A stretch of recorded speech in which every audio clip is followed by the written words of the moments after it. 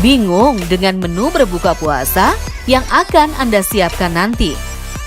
Air kelapa dapat menjadi pilihan yang Anda konsumsi saat berbuka.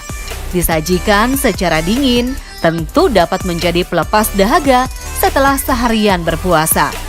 Namun, tahukah Anda, ternyata air kelapa memiliki beragam manfaat bagi kesehatan. Apa saja ya manfaatnya? Dan bagaimana cara mengonsumsi air kelapa yang aman saat berbuka? Dokter spesialis gizi Diana Suganda akan memberikan tipsnya untuk Anda, pemirsa Hidup Sehat Plus. Kelapa sendiri ada berbagai jenisnya. Ada kelapa muda, ada kelapa hijau, ada kelapa kopior. Nah, macam-macam jenis itu mempunyai manfaat bagi tubuh kita. Sebenarnya apa sih bedanya? Biasanya yang suka kita konsumsi, yang suka dijual-jual adalah kelapa hijau dan juga kelapa muda. Nah, di sini saya sudah punya kelapa, ya. Ini sudah dibuka, ya. Memang jika kelapa muda itu dagingnya tipis. Ya, dagingnya tipis tapi dia mengandung airnya yang banyak. Nah, untuk kandungan airnya sendiri apa sih yang ada di dalamnya? Per 100 ml air kelapa muda mengandung sekitar 16-20 kalori. Jadi sebenarnya kalorinya masih aman ya per 100 ml.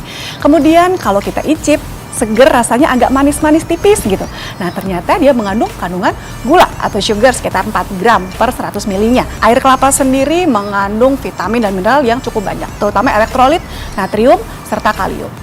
Nah, kalau di daging kelapanya sendiri, ini kan biasanya bisa kita makan ya, bisa kita kerok ya. Nah, untuk daging kelapanya sendiri, apalagi yang muda gini, mengandung karbohidrat, pemirsa. Ya, karbohidrat ini berupa serat, juga bagus untuk menambah kita punya asupan harian.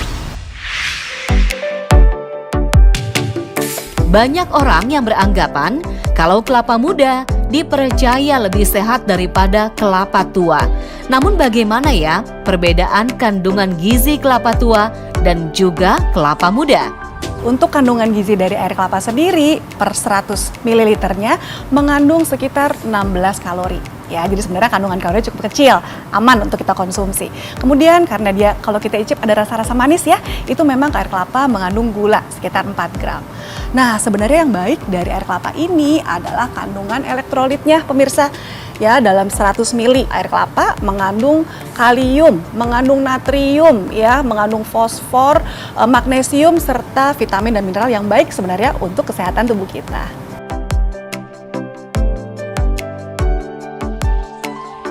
Dan semakin tua kelapa, biasanya dagingnya akan semakin tebal dan kadar airnya semakin sedikit. Makanya biasanya kita pakai untuk berbuka puasa adalah kelapa muda. Selain rasanya yang segar dan juga nikmat, air kelapa juga dipercaya memiliki beragam manfaat bagi kesehatan. Lantas apa saja ya manfaatnya setelah mengonsumsi air kelapa? Oke, manfaat air kelapa yang kita konsumsi adalah karena sebenarnya kelapa ini kandungan airnya sangat tinggi, ya. Baik sekali kita berikan untuk rehidrasi, untuk menggantikan cairan yang hilang, terutama pada orang-orang yang mengalami masalah diare. Ya, pada saat diare itu kan keluar cairan banyak terbuang, kemudian elektrolit juga banyak terbuang. Nah, kita bisa gantikan atau rehidrasi dengan air kelapa, karena air kelapa mengandung elektrolit yang baik untuk kesehatan. Air kelapa yang ditambahkan es dan juga gula dapat menjadi menu takjil untuk berbuka. Namun sebagian orang justru ragu untuk mengonsumsinya saat berbuka. Lantas, amankah mengonsumsi air kelapa untuk berbuka puasa? Air kelapa juga bagus banget nih jika kita mau pakai untuk buka puasa. Kenapa? Karena pemirsa, pada saat berpuasa kita tidak ada asupan makanan sekitar 13-14 jam. Sehingga biasanya apa yang terjadi? Ya, dehidrasi, ya, kemudian yang kedua adalah gula darah kita turun. Nah, air kelapa ini mengandung cairan serta gula tadi ya, sehingga bisa menaikkan kadar gula darah serta bisa merehidrasi orang-orang yang berpuasa.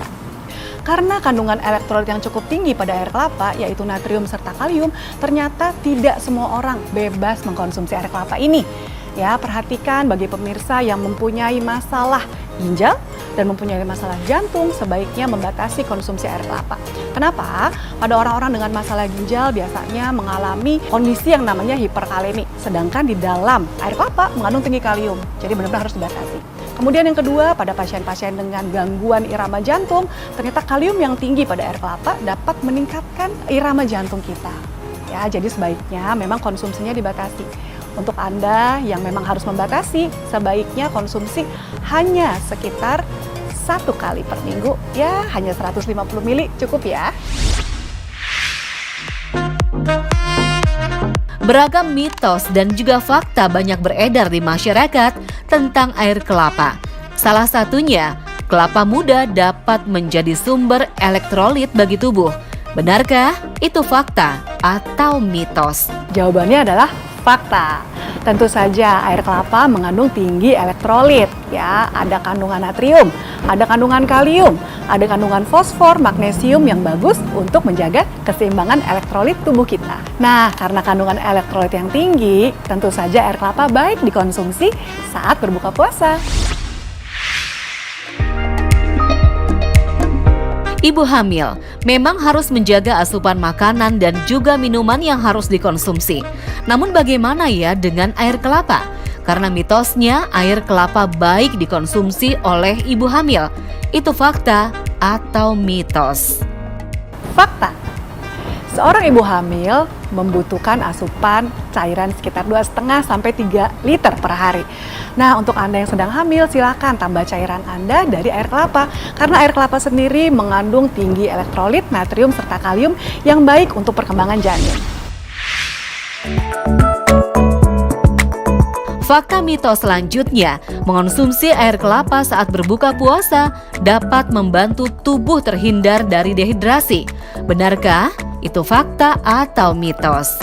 Fakta. Yes, tentu saja. Untuk Anda, untuk menghindarkan dehidrasi, silakan konsumsi air kelapa. Apalagi untuk Anda yang sedang diare, misalnya, yang buang air besar berulang kali, silakan konsumsi air kelapa untuk mengatasi diare kita. Kemudian untuk kita yang sedang berpuasa, silakan untuk mengatasi dehidrasi, kita minum air kelapa sekitar 1 gelas pada saat sahur dan 1 gelas pada saat berbuka puasa. Bagaimana sudah jelaskan pemaparan dari Dr. Diana supaya Anda mendapatkan manfaat dari mengonsumsi air kelapa? Yuk simak tips berikut ini. Yang pertama, silakan Anda tambahkan air kelapa dalam menu puasa kita. Ya, 1 gelas saat sahur dan 1 gelas pada saat berbuka untuk mencegah dehidrasi serta mencukupi kebutuhan elektrolit harian kita. Yang kedua, pada Anda pemirsa dengan masalah ginjal serta masalah irama jantung, sebaiknya tidak mengkonsumsi air kelapa. Namun jika Anda masih ingin mengkonsumsinya, tetap harus dibatasi ya. Nah, maksimal sekitar 1 gelas aja per hari, 150 ml cukup ya. Ada baiknya pada saat Anda berbuka puasa, Anda tidak menambahkan pemanis-manis lagi di dalam air kelapa ini. Misalnya tambahin kental manis atau tambahkan sirup, tidak perlu. Jadi konsumsinya alami saja. Saya Dr. Diana Suganda, MKes SPGK untuk Hidup Sehat Plus.